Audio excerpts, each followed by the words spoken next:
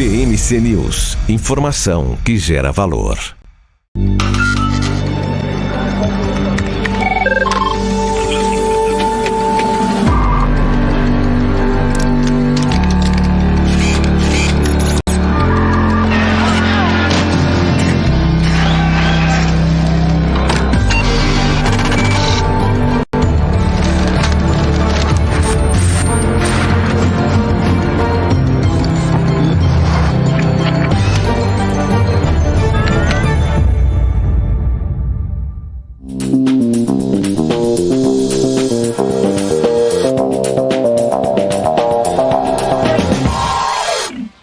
Fala pessoal, muito bom dia para você, bom dia para todos os investidores. Eu sou o Daniel Morales e este é o BMC Pre-Market.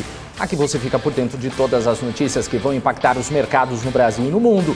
Muita informação e análise para você fazer bons negócios ao longo desta quarta-feira, 8 de dezembro. A quarta-feira começa com os investidores aliviados com mais um passo dado na direção do fim da novela da PEC dos precatórios.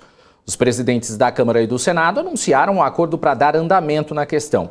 E a PEC dos precatórios deve ser promulgada hoje. Ficou definido que a PEC vai mesmo ser fatiada, sendo promulgadas as partes que foram consenso nas duas casas. Entre eles está a mudança no teto de gastos, que abre espaço de 62 bilhões de reais no orçamento e aumenta o Auxílio Brasil para R$ 400. As partes que não são consenso vão ser colocadas em outra PEC para ser discutida na semana que vem.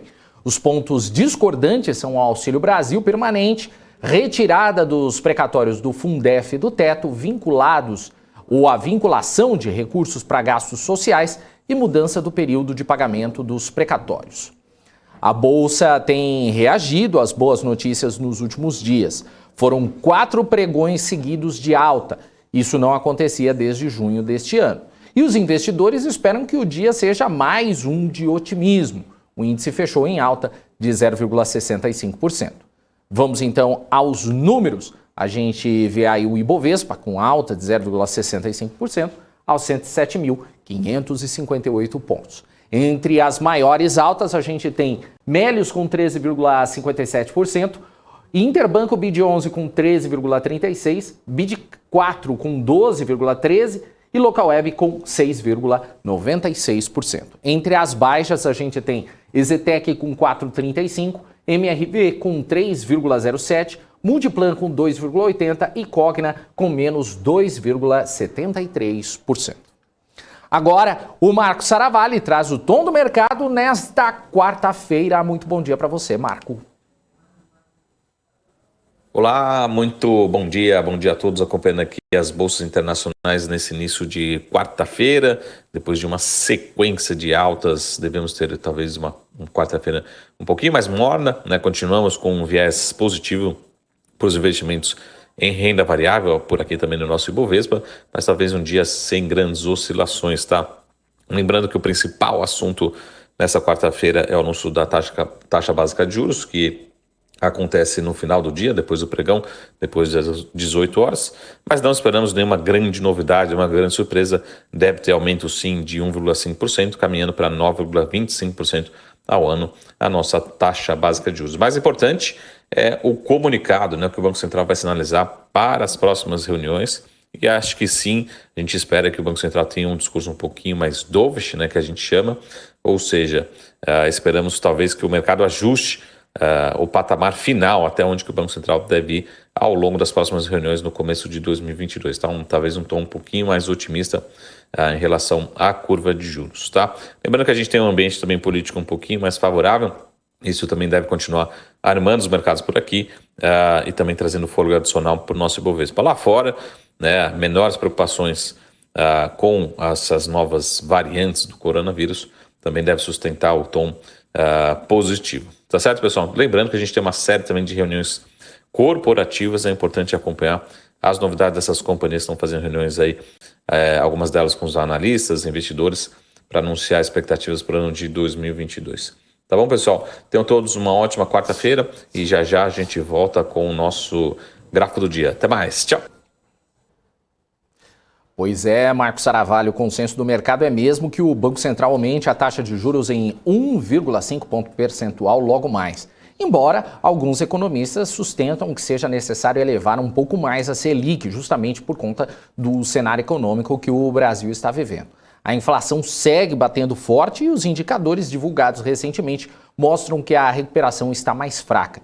Com a elevação de hoje, vai ser o 7º aumento seguido do Banco Central na taxa básica de juros. E a Selic vai estar no mesmo patamar de julho de 2017, quando o Banco Central começou a reduzir os juros.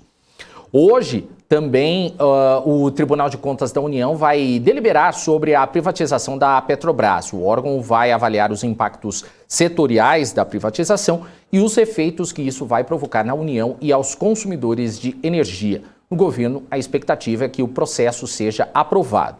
Se isso acontecer, a oferta de ações pode acontecer ainda no primeiro trimestre do ano que vem. A grande questão que ainda envolve o processo é que o relator do processo no TCU identificou falhas na modelagem econômico-financeira, o que faria com que a privatização trouxesse prejuízo ao governo de cerca de 16,2 bilhões de reais. A Comissão de Assuntos Econômicos do Senado aprovou o projeto de lei que cria um programa de estabilização do valor do petróleo e de derivados no Brasil. O projeto força uma alteração na política de preços da Petrobras depois de várias reclamações sobre os sucessivos aumentos do preço dos combustíveis. Agora, o texto segue para votação em plenário e, se aprovado, ainda precisa passar pela Câmara. Atualmente, a Petrobras considera as variações do preço do barril de petróleo no mercado internacional e do câmbio para a definição de sua tabela. O IBGE divulgou agora há pouco o número de vendas no varejo. O número caiu 0,1% em outubro em relação a setembro. As vendas ficaram abaixo da mediana das expectativas, que esperavam um aumento de 0,6%. Na comparação anual, o varejo caiu 7,1%. No ano, o indicador sobe 2,6%. Vamos agora aos destaques internacionais. O PIB do Japão encolheu um pouco mais do que o esperado no terceiro trimestre. Foi uma queda de 3,6% em relação ao mesmo período do ano passado e as expectativas eram em uma retração de 3%. Entre os pontos principais para o desempenho estão os gastos mais fracos dos consumidores e do governo. As incorporadoras seguem no radar dos investidores. Depois da Evergrande não conseguir pagar seus títulos, a negociação dos papéis da Caixa foi suspensa em Hong Kong. A incorporadora também não pagou seus títulos de 400 milhões de dólares. A empresa também não deu sinais de que tem esse dinheiro. Mesmo com as notícias menos otimistas, as bolsas asiáticas fecharam um pregão em alta, seguindo o otimismo do dia anterior nas bolsas internacionais. Na China, Xangai se elevou 1,18%. Em Tóquio, o índice Nikkei encerrou a sessão com ganho de 1,42%. E em Hong Kong, o índice Hang Seng teve valorização mais tímida, 0,06%. A presidente do Banco Central Europeu, Christine Lagarde, falou agora há pouco sobre os principais desafios da economia do bloco.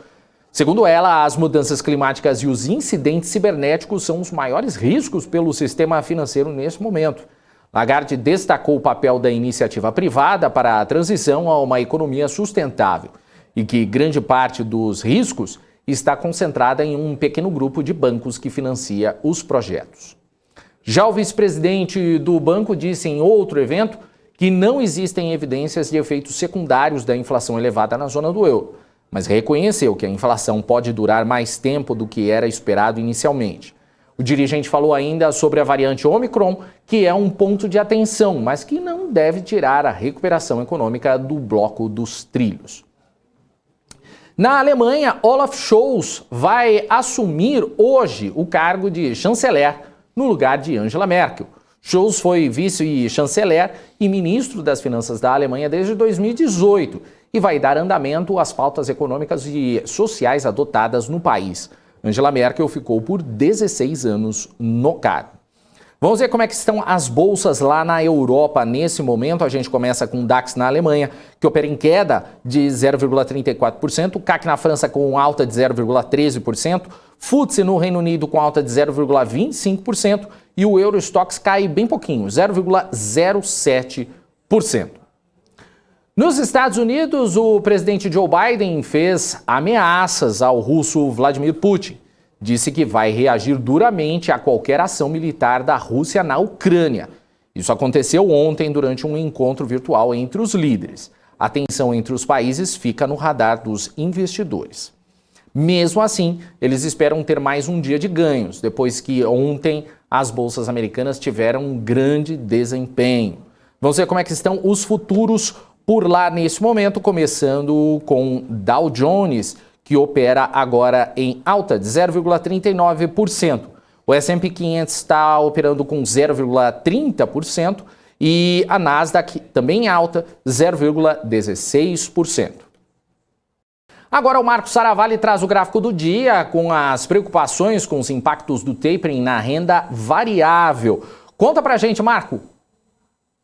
Olá pessoal, muito bom dia.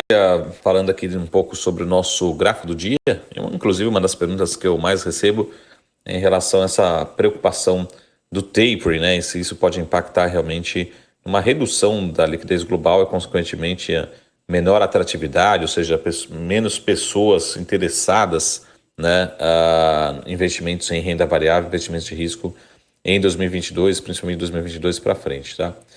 Primeiro sim, né, a gente deve ter uma redução da liquidez, mas isso não deve ser preocupante, a gente não deve ter nenhuma preocupação grande em relação a essa redução da liquidez mundial, não devemos ter grandes impactos.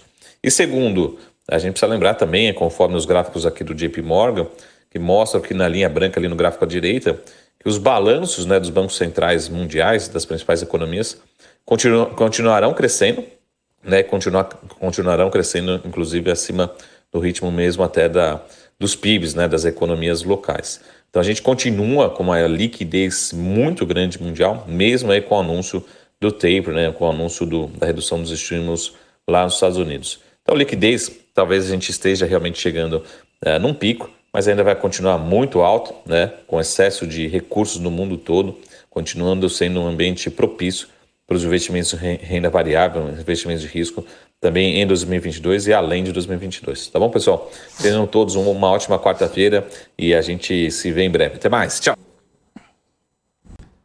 Valeu, Marco Saravalli, que volta logo mais no BMC News com a Paula Moraes. Vamos agora aos destaques corporativos. A BRF divulgou seu planejamento estratégico para os próximos anos no Investor Day. A empresa estima investimentos de aproximadamente 55 bilhões de reais até 2030. O limite de alavancagem de até 3 vezes a dívida líquida em relação ao EBITDA ajustado dos 12 meses anteriores. A receita líquida projetada até 2024 é de 65 bilhões de reais. O Bradesco assinou um novo acordo de incentivos com a Elo para aumentar a venda de cartões. Segundo o banco, o valor dos incentivos concedidos pela operadora será diretamente proporcional ao volume financeiro transacionado nos cartões de débito, crédito e também nos pré-pagos. O Bradesco já mantém esse tipo de relacionamento com outras bandeiras e agora ampliou com a Elo.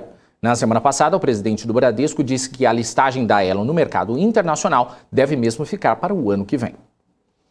A Unipar vai receber 80 milhões de dólares no quarto trimestre. O valor é resultado de um acordo sobre a aquisição da Indupa em 2016. As partes chegaram a um acordo sobre as condições do contrato nesta terça-feira. A Unipar também deve fazer um pré-pagamento de uma dívida de 136 milhões de dólares da Indupa, usando recursos de uma emissão de longo prazo. A Cosan aprovou a distribuição de 700 milhões de reais em dividendos. O montante equivale a cerca de 37 centavos por ação ordinária.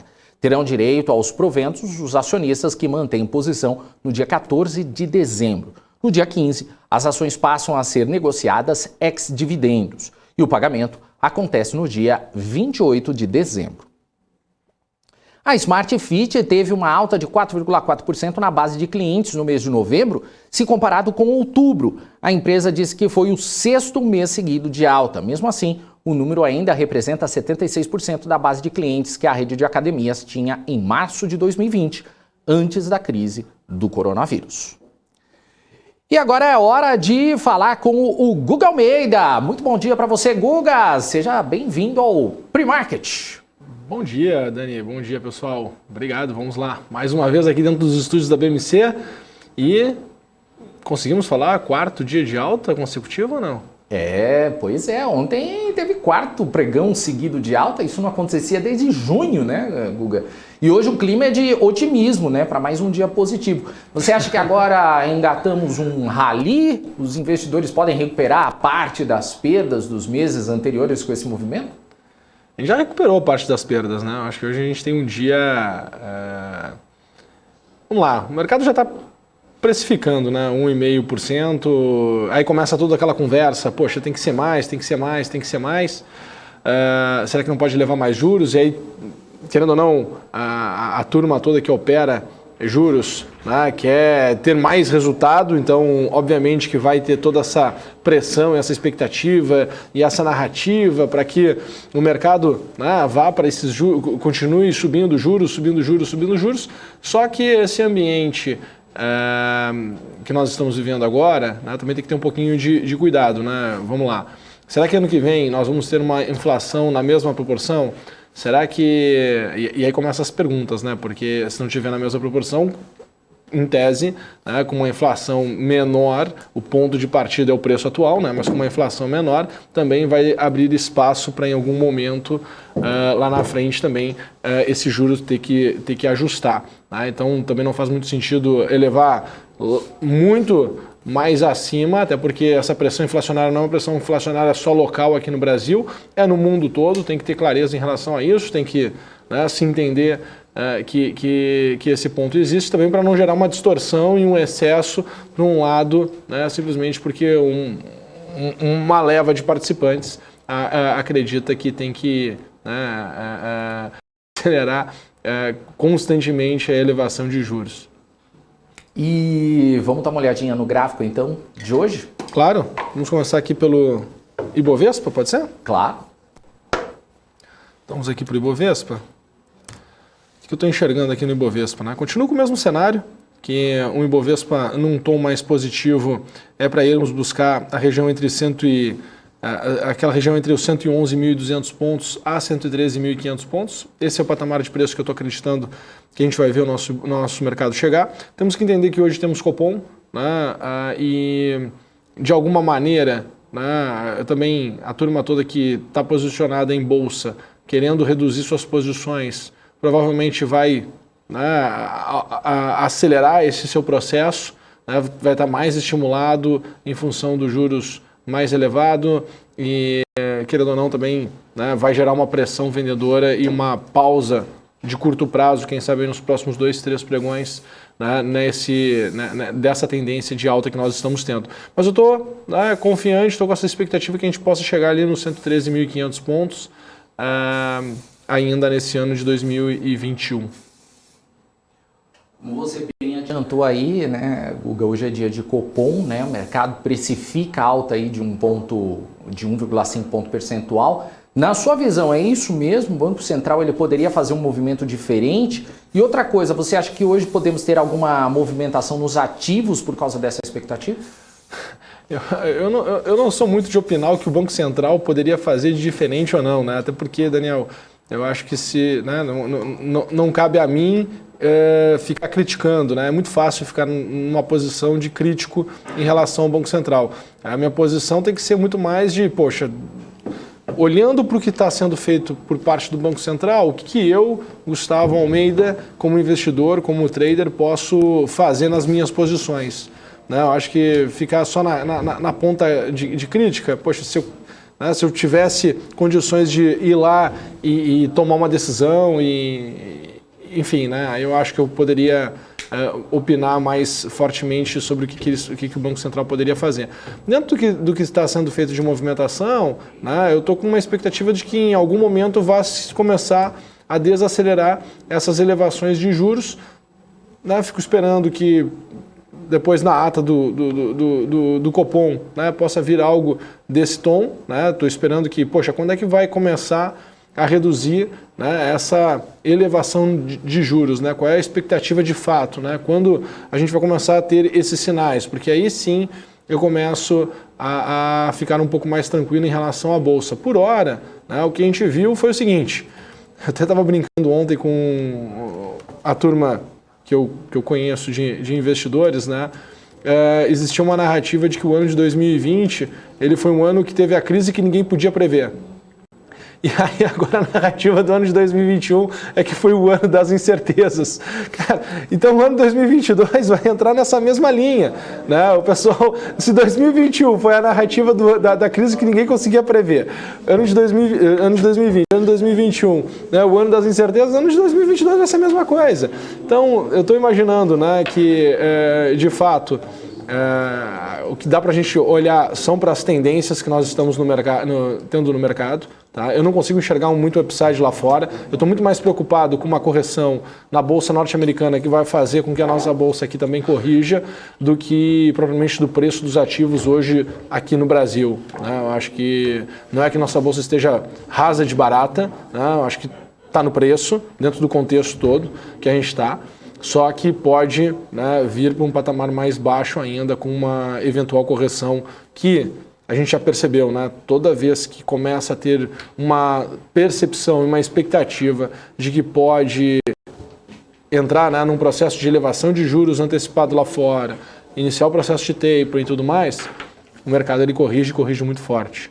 Tá? Então, quando isso já, querendo ou não, já está mostrando sinais. Tá? Quando de fato começar, a gente vai ver aí um período de queda um pouco mais intenso lá fora. Boa, Guga. Agora, ontem, Guga, as bolsas americanas elas também viveram aí um dia de grande valorização, principalmente a Nasdaq, né, a bolsa da tecnologia, que subiu mais de 3%. Queria saber qual que é a sua avaliação desse desempenho das bolsas americanas e a retirada dos estímulos, a possível elevação de juros e a inflação mais alta por lá não estão desanimando os investidores? Vamos lá, né? Eu acho que nunca é alinhado, né? No tempo que a grande massa gostaria e a resposta do mercado, né? Dificilmente está alinhado isso. O que eu sinto de fato, começa a aumentar a volatilidade de curto prazo. A gente consegue perceber porque quando se entrou, né, na mesa a conversa sobre poder elevar juros antes do esperado, tá, que estava se esperando lá para metade do ano que vem, poder elevar juros antes do esperado, isso, né, faz com que as bolsas elas estremeçam bastante. Então está mostrando, olha, quando de fato começar a ter esse ajuste, mesmo que seja um ajuste pequeno de juros lá, comparado com os ajustes de juros que a gente tem aqui, a tendência é uma correção bem intensa, bem significativa. Tá? Quando a gente olha os gráficos de longo prazo, Nasdaq, S&P, dá aquela sensação de falar, puxa, né, tá bom já, né, o que teve aqui de elevação e de crescimento aqui até agora. Né? Também vi ontem uma matéria falando sobre algumas corretoras, né, estarem muito focada em alocar recursos dos investidores lá fora nos Estados Unidos. E aí, mais um sinal, né, de que mostra, poxa, geralmente o movimento dessas empresas ele é atrasado, né? Porque na verdade eles precisam que primeiro o mercado esteja estimulado o suficiente para querer tomar um determinado ativo, para depois investir em dinheiro para jogar, né, as pessoas para esse determinado instrumento, para esse determinado ativo. E aí quando tu olha para esse momento de agora, todo esse nível de preço e tudo mais, dá para ver claramente que tem aí uma grande fragilidade de curto prazo e o contexto, né, meio que interessante para que a gente possa ter um ano de 2022 com janelas de correções bem intensas. Lá fora, tá? Boa. Agora, hoje também tem deliberação, né, do TCU sobre a privatização da Eletrobras. Os investidores querem saber se pode ser vendida ou não no ano que vem. Qual que é a sua percepção de Eletrobras, Guga? A gente pode dar uma olhada no gráfico? Vamos olhar aqui no gráfico, mas essa percepção de pode ser vendido ou não, né, eu continuo acreditando que tem uma grande chance de acontecer, viu? Continuo apostando aí nas minhas fichas, eu aposto que sim. Daniel, o que eu estou enxergando aqui de comportamento para a Eletrobras era o primeiro movimento, eu estava esperando que buscasse essa região de 36,15, tá? Chegou a bater na segunda-feira no patamar de preço máxima foi 35,76, tá? Então chegou muito próximo ali dessa região que eu estava acreditando. E, poxa, num segundo momento, 38,30, podendo chegar até 41,80. Tá? Então tem aí eu consigo enxergar aqui pelo comportamento do mercado um potencial de upside aí bem interessante. Os 38,30, pô, havendo uma narrativa positiva de curtíssimo prazo, não duvido já abrir nesse patamar, que querendo ou não é algo em torno de 10% da atual cotação que nós estamos agora. Boa. E podemos falar de Bradesco? Claro.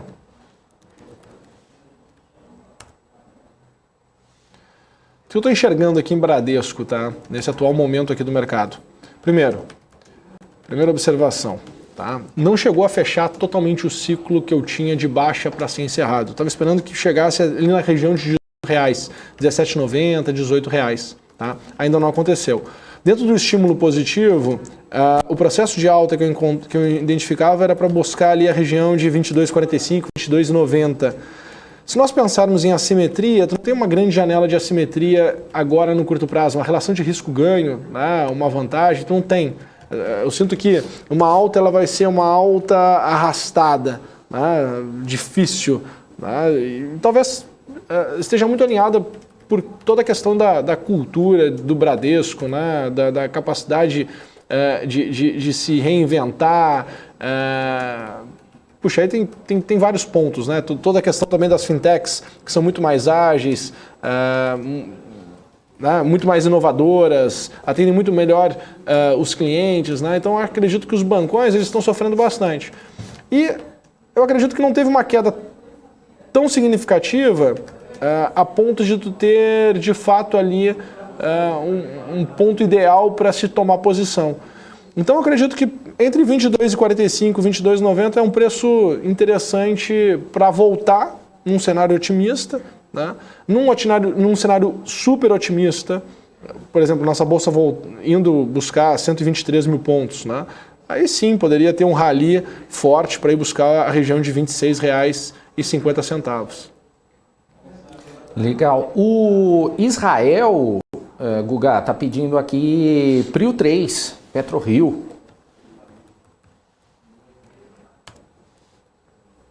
que eu estou vendo aqui em Prio 3, tá? Eu estava esperando um primeiro repique, ela ainda não tem uma condição muito bacana, né? Vamos assim dizer, para falar, olha, vamos entrar em uma tendência, fazer novas máximas históricas e ir embora para cima muito forte, tá? Mas dentro do cenário e dentro desse ciclo fechado que nós tivemos, que está com a marcação em vermelho, meu nível que eu esperava que Prio 3, né, PetroRio, chegasse, era a região de R$19. De fato chegou. Nós chegamos nesse nível de preço ali no dia 26 de novembro. E aí começou a melhorar. Mas nota, Daniel, o comportamento do dia, né? Tu vê que todos esses candles aqui, eles fecham na coloração de baixa, né? Essa coloração de baixa, o que ela diz? Que o preço de fechamento ele foi abaixo do preço de abertura daquele dia, mostrando que ao longo do dia tu teve uma pressão vendedora e não uma pressão compradora. Tá? Então mostra aí que, querendo ou não, no curto prazo, os participantes eles estão desfazendo das suas posições. Tá? E o preço que eu imaginava que PetroRio poderia chegar era 23,20, que de fato ontem nós vimos ela chegar na máxima em 22,90, tá? Então muito próximo, se tu for pensar na amplitude do movimento esperado, chegou muito próximo onde eu estava imaginando, e num cenário mais otimista, 25,70. Tá? Então esse é o cenário que eu tenho aqui para Prio. E voltar para os R$19 não é nada impossível de se acontecer. Legal. Guga, tem o Malencar, está perguntando aqui, você pode analisar Cash 3, Melius? Cash 3. Pô, foi uma das empresas que a gente comentava aqui, né? Será que foi tão errado assim a precificação do ativo que em poucos meses, né, o ativo tinha subido mais de 800%, ou seja, do preço de abertura no IPO, do preço de IPO, subiu 8 vezes em 6 meses. Poxa, existe um exagero nisso, né?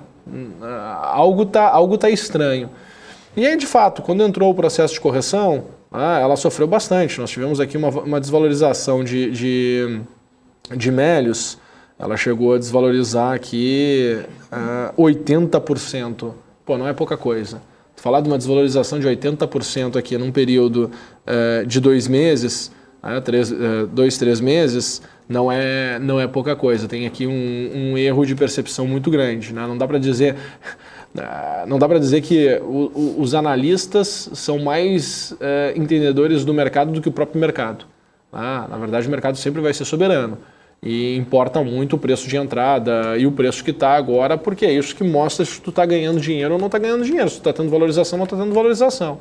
Né? Até o longo prazo tem muitos altos e baixos e tudo mais, aquele pensamento todo, aquela narrativa toda. É uma narrativa só para quando tá em baixa, né? Porque parece que sempre o investidor está errado. Quando a bolsa está caindo, tu está errado porque tu deveria estar com a cabeça de que está comprando mais, e quando a bolsa está subindo, tu está errado porque tu deveria estar mais bem posicionado, né? Então tem que tomar um pouquinho de cuidado aí com as narrativas que se tem. Por que eu estou falando isso? Porque muita gente estava falando de cash, depois que começou todo o processo de correção, parece que ninguém mais falou aí de cash 3.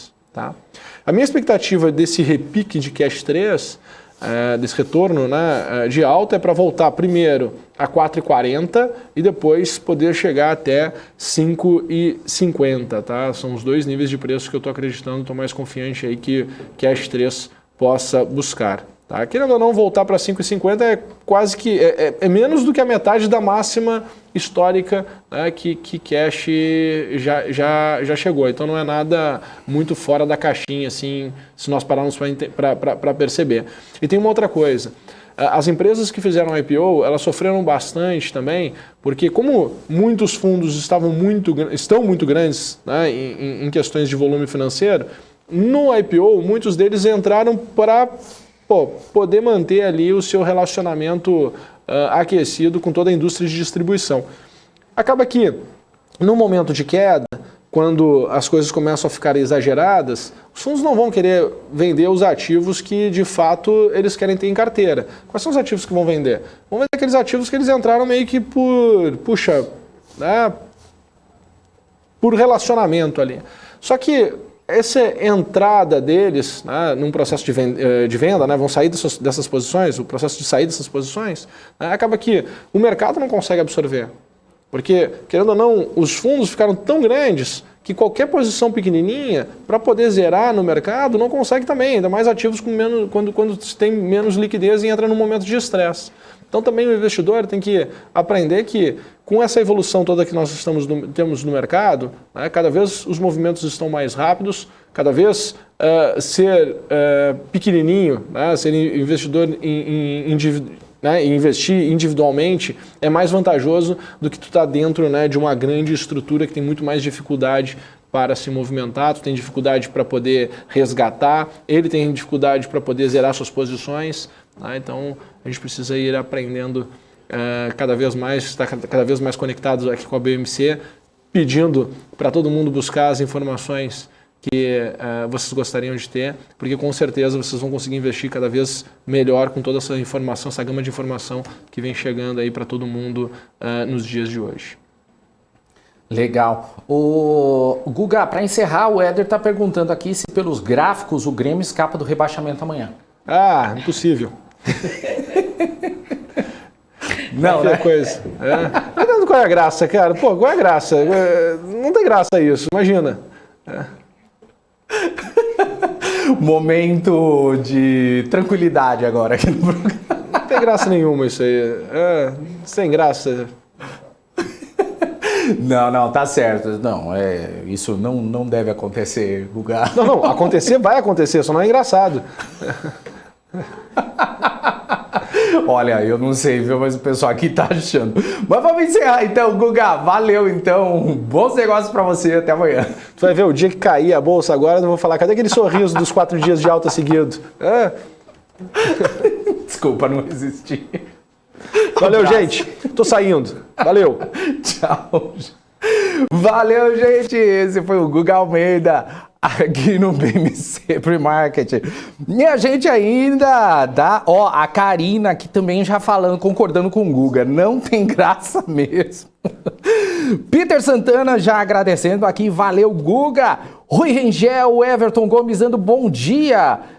Quem mais também? O Nilo também tá por aqui, Carlos Melo, MPK, L Júnior, Israel Pereira, Emerson Duarte, Denis Salles, Vinícius Portelo também tá por aqui, o Israel Pereira, o Wellington Wolff, Fibra também tá por aqui, quem mais que tá? O Éder, que fez a propaganda, a pergunta para o Guga. O Wagner falou, esqueceram de falar da Positivo Tecnologia no destaque corporativo. Não esquecemos não, falamos ontem aqui no Pre-Market e falamos no News também. Demos em primeira mão ontem.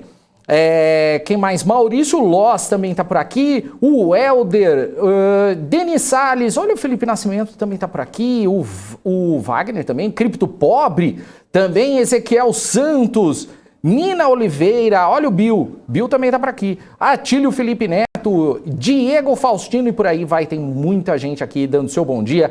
Valeu, gente, muito obrigado aí pela participação no chat do nosso BMC Pre-Market. A gente vai encerrando aqui porque a gente começa agora o BMC News com a Paula Moraes, que já está aqui na minha tela. Aí, bom dia, Paula! Muito bom dia, Daniel Morales. Daniel começou o dia já querendo cutucar, né, com vara curta, onça ali. O Guga não gostou não, hein, você viu, né? Imagina. Ficar rindo da desgraça alheia, Daniel. Você não vai pro céu, Daniel. É uma tristeza temporal. Fala que você não gostou da pergunta. Você gostou. Eu que mandei você fazer? Ele que não me escute. Olha eu vi só aqui no chat e falei, Daniel, não deixa de fazer essa pergunta. Mas ele não gostou não, né? Pelo jeito, acho que realmente... Então, ó, já avisando. Guga, ó, a culpa é de quem, ó? Paula. Não, alguém fez no chat. Eu só falei, Daniel, faça a pergunta do chat, não deixe de fazer. Achei que ele ia levar mais na esportiva, mas tudo bem, né? Afinal, eu também não ia gostar se tivesse alguém rindo do meu time caindo. Mas eu não ligo, não. Se meu time cair, eu não ligo não. Eles não estão pagando nada pra mim? Isso é verdade, tem razão. Não ligo não. Meus investimentos são do mesmo jeito, né, Daniel? Eu não gosto que a bolsa caia, isso eu não gosto. Eu quero saber de dinheiro no bolso, meu time que... Eu também concordo com você. Tá certo, Dani. Obrigada, vou tocar o barco aqui. Beijo, até daqui.